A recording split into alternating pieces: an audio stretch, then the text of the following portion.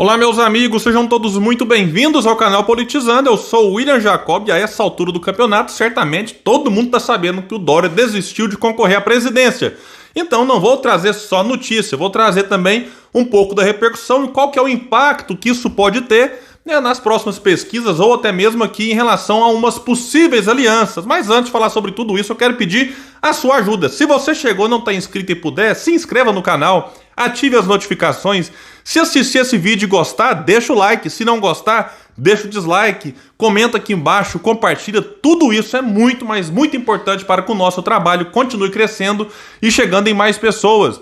Pessoal, então é o seguinte, depois de Moro, Luciano Huck, Mandetta, Amoedo, Pacheco, Datena, Alessandro Vieira, Eduardo Leite, Daciolo, Aldo Rebelo e vários outros desistirem, foi a vez de João Dória, que desistiu pela manhã, fez um pronunciamento ali com a sua esposa, o presidente do partido e outras lideranças do PSDB. Ele deu algumas cutucadas, algumas indiretas na cúpula do partido. Um João Dória abatido, com a voz triste. Enfim, eu assisti na íntegra aqui. Depois o Dória foi lá no seu Twitter e postou o seguinte, um trecho da fala dele nesse pronunciamento. Saio da disputa à presidência com o coração ferido, mas com a alma leve. Seguirei como observador sereno do meu país, sempre à disposição para lutar a guerra para a qual eu for chamado, na vida pública ou na vida privada. Que Deus proteja o Brasil. Muito obrigado e até breve. Bom, sobre falar aqui vida pública ou privada, gerou então uma dúvida. Será que o João Dória vai sair da política, né? Teve uma carreira meteórica, sendo eleito prefeito da capital paulista ali em 2016, derrotando Haddad, que era prefeito até então. O Dória venceu no primeiro turno, o Haddad perdeu até para votos brancos e nulos. Foi realmente ali uma vergonha para o candidato do PT. No ano de 2018, Dória foi eleito governador do estado de São Paulo, numa disputa acirrada no segundo turno contra Márcio França e se colocou como pré-candidato à presidência da República e de repente ele fica agora, até então, sem nada. Se acontecer alguma novidade eu trago para vocês aqui.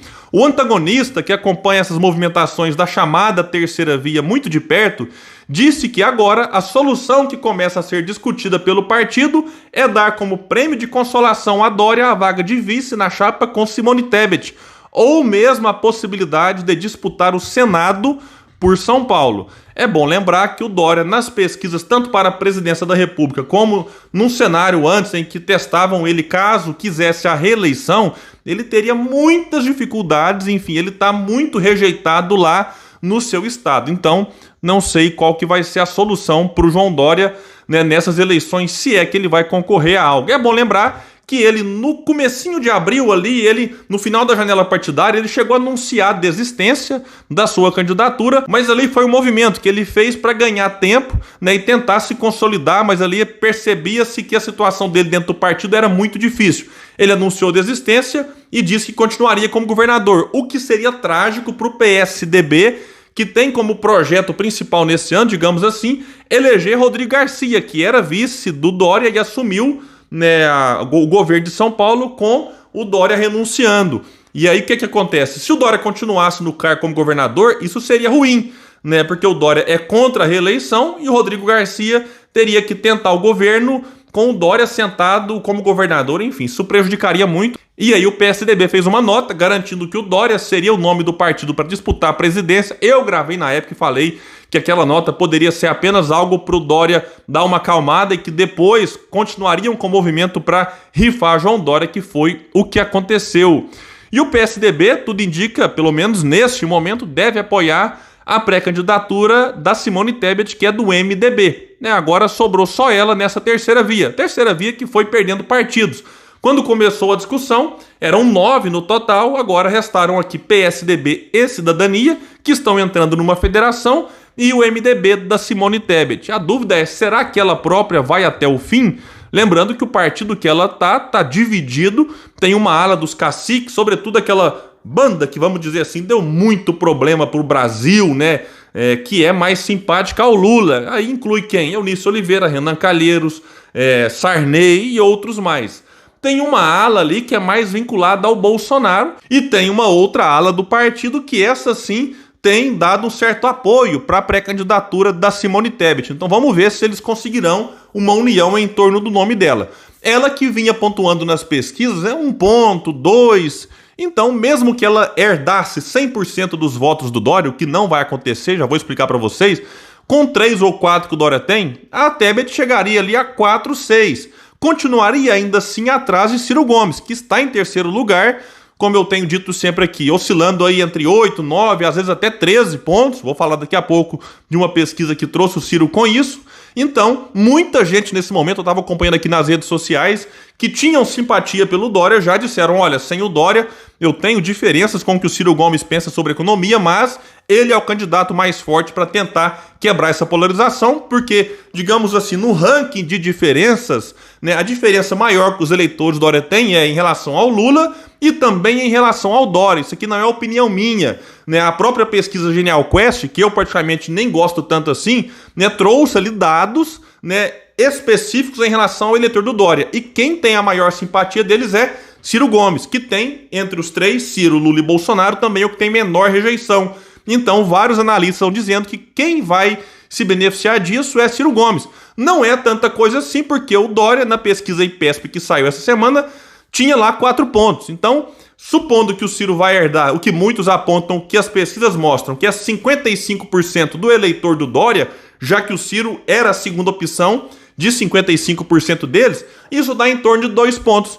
Mas para o Ciro pode ser importante, porque ele já oscila aí entre 8, 9 e 10, com mais 2, ele se firma na casa dos 2 dígitos, o que vai ser fundamental, seja para atrair apoio de algum outro partido, ou também para atrair o apoio do povo, da população, que está, de certa forma, esperando algum nome se consolidar, para aí sim, né, migrar para o Ciro, o tal do voto útil, para ele chegar no segundo turno e chegando, na minha opinião, contra Lula ou contra Bolsonaro, o Ciro deve sair dela vitorioso. Por quê? Porque o Ciro consegue ter votos na esquerda e consegue ter votos já no centro e na centro-direita, por conta das críticas que faz ao Lula. Então o Ciro se posicionar como um crítico do Bolsonaro e do Lula é fundamental para esse eventual voto no segundo turno, em que ele vai conseguir, por conta do seu programa, votos dos chamados progressistas e por conta das críticas que ele faz ao Lula, votos também, né, daqueles que se dizem aí de centro e centro-direita.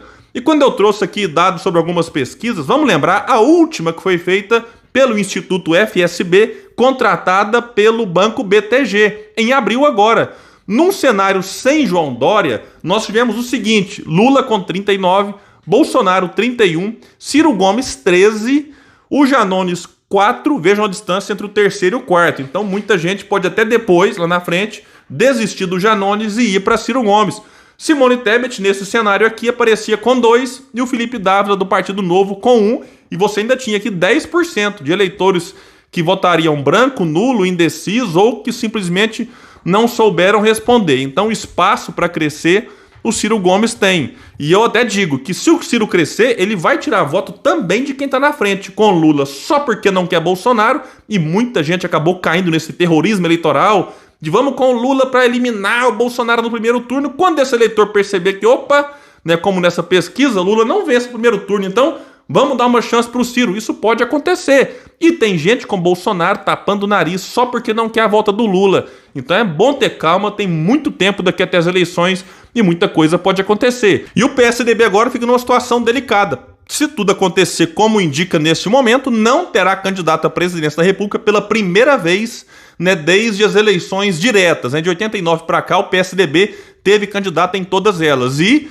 né, as dificuldades do Rodrigo Garcia em São Paulo são imensas e pode ser que o partido fique também sem o comando do principal estado do Brasil. E teve uma matéria que falou que o Bruno Araújo, presidente do PSDB, convidou o Bivar, que é o pré-candidato da União Brasil à presidência, e Ciro Gomes a discutir união na terceira via. Uma matéria vai dizer que depois do PSDB pressionar e conseguir retirar João Dória da disputa ao Planalto, Bruno Araújo, presidente da sigla, fez um apelo público para que Luciano Bivar, do União Brasil, e Ciro Gomes, do PDT, voltem a debater com os partidos da terceira via uma possível aliança na disputa ao Planalto. Mas vejam bem, Araújo falou em diferentes momentos sobre o gesto de Dória de renunciar para abrir caminho ao acerto do PSDB com o MDB de Simone Tebet. Os tucanos devem indicar um candidato a vice na chapa a se formar. Bom, se é isso aqui, quer conversar com o Ciro para quê? Né, o Ciro, como eu mostrei para vocês, no cenário com a Tebet tem 13 e ela 2. Então quer chamar o Ciro para compor com a Simone Tebet e o vice do PSDB? Se for isso aqui, não faz nenhum sentido. Mas outra matéria vai dizer que, abre aspas para a fala dele, é possível a política encontrar o caminho da solução. Conclamamos a outros partidos que possam se incorporar em algo que quebre a polarização. Poxa, se querem quebrar a polarização, faz muito mais sentido ir com quem tem 13 no mesmo cenário do que quem tem 2. Então, além do mais, Ciro Gomes tem militância, tem um projeto, está debatendo o país há muito tempo. O Ciro, enfim, está organizado com rede social, muito diferente da Simone Tebet, que tem dificuldade. E aqui eu não estou nem falando o que eu penso dela, é só uma constatação. Então não faz sentido chamar o Ciro para incorporar em algo, para apoiar a Simone Tebet. Agora, se quiserem apoiar Ciro Gomes, faz mais sentido caso nessa terceira via queira de fato quebrar a polarização. Vamos ver se é só uma coisa de discurso ou se é algo na prática, não só em relação a essa terceira via, como também em relação aos eleitores. Como eu tenho dito sempre, eleitores que de fato entenderem que tanto o Lula quanto o Bolsonaro fazem mal para o debate que tem que ser feito no país, mais cedo ou mais tarde eles podem, porque o eleitor tem a liberdade de escolher o eleitor que quiser, mas eles podem migrar para Ciro Gomes, que está aí bem posicionado nesse sentido. Então o que não pode é o Ciro simplesmente aceitar esse convite para ser mais um nome nessa discussão. Reparem que todos esses que fizeram parte dessa discussão em torno de nome, não de projeto, ficaram pelo caminho. Eu abri o vídeo falando de vários deles. Então o Ciro será candidato. Se quiserem conversar com ele para apoiá-lo, ok. Ciro está em terceiro, resistiu aos ataques dos gabinetes do ódio, tanto do petista quanto do bolsonarista.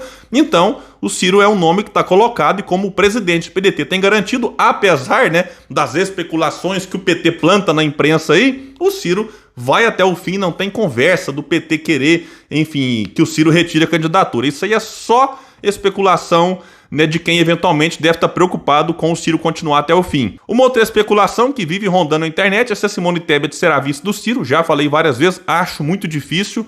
Não por conta de um possível entendimento entre Simone Tebet e ele, mas por conta do partido que ela tá. O Ciro tem críticas muito duras em relação a figuras, a caciques do MDB, como o próprio Michel Temer, e esses aliados do Lula, como Eunício, Renan Calheiros, Romero Jucá e tantos outros que rondaram aí o noticiário, enfim, vinculado a essa questão da corrupção. Agora, depois de ver Alckmin sendo vice do Lula, eu tenho dito que na política não dá para falar mais daquilo que é possível ou impossível. Mas a questão Lula e Alckmin é que o Alckmin chamava Lula de criminoso querendo voltar à cena do crime. E o Lula dizia poucas e boas do Alckmin. Então a questão entre esses dois era pessoal, coisa que não existe entre Ciro e Simone Tebet. A questão aqui é partidária e o partido que a Simone Tebet está, na minha opinião, dificulta, mas não digo que impossibilita uma eventual aliança em que ela sairia como vice de Ciro Gomes. De todo jeito, vamos esperar e aguardar para ver as próximas pesquisas. Como eu disse para vocês, como o Dória tinha um percentual baixo, não vai trazer grandes impactos assim para ninguém, mas se a tendência se mantiver daquilo que as pesquisas mostravam antes, Ciro Gomes deve ganhar aí 2 pontos e os outros ficarem diluídos entre os pré-candidatos. Pessoal, então é isso, eu fico por aqui. Se você assistiu o vídeo e gostou, compartilhe, vamos trazer mais pessoas para cá, porque aqui no canal Politizando a gente luta por um Brasil melhor. Valeu, pessoal, e até mais!